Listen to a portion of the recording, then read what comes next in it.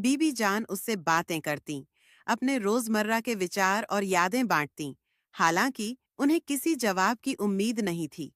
एक दोपहर जब बीबी जान अपने छोटे से बगीचे की देखभाल करते हुए अपने दिवंगत पति को याद कर रही थीं, तो मिट्ठू अचानक बोल उठा।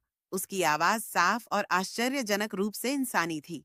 बीबी जान, उसने कहा। उसका लहजा नरम था। वह हमेशा आपके गुलाबों की तारीफ करते थे। बीबी जान जम गईं। उनके हाथ से पानी देने वाला केन फिसल गया। उन्होंने मिट्ठू को घूरा। उनका दिल जोर से धड़क रहा था। क्या उन्होंने यह सब कल्पना किया था? लेकिन फिर मिट्ठू दोबारा बोला। लाल वाले उनके पसंदीदा थे। उसने अपना सिर झुकाकर आगे कहा।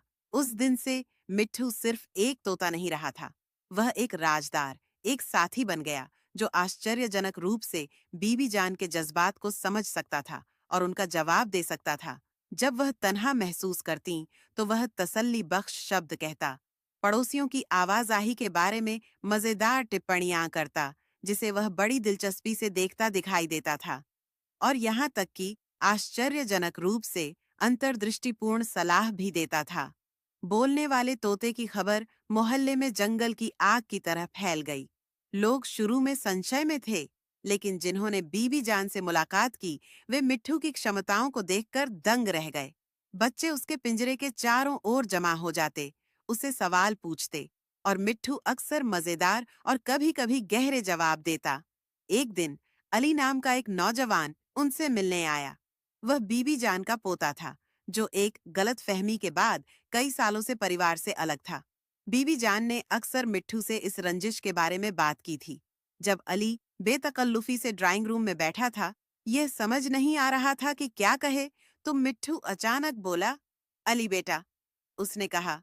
उसकी आवाज में बीबी जान के नरम लहजे की झलक थी। माफी एक परिंदे को उसके पिंजरे से आजाद करने की तरह है। ये दोनों को आजाद कर देती है। अली ने तोते की तरफ देखा, फिर अपनी दादी की तरफ। उसकी आंखों में आंसू भर आए। मिट्ठू के साधारण शब्दों ने बर्फ पिघला दी, और बीबी जान और अली आखिरकार गले मिले। उनके बरसों का अलगाव खत्म हो गया। मिट्ठू, बोलने वाला तोता, सिर्फ एक पालतू जानवर से कहीं ज्यादा बन गया। वह चंगाई का एक जरिया, आश्चर्य का कारण, और एक याद दिलाने वाला बन गया कि कभी-कभी ज्ञान अप्रत्याशित स्रोतों से भी आ सकता है। यहाँ तक कि इस्लामाबाद के एक शांत कोने में एक पिंजरे में बंद एक छोटे से हरे पक्षी से भी। उसके शब्द, हालांकि कम थे, अक्सर समझ की गहराई रखते थे, जिसने उन सभी लोगों के दिलों को छू लिया जिन्होंने उसे सुना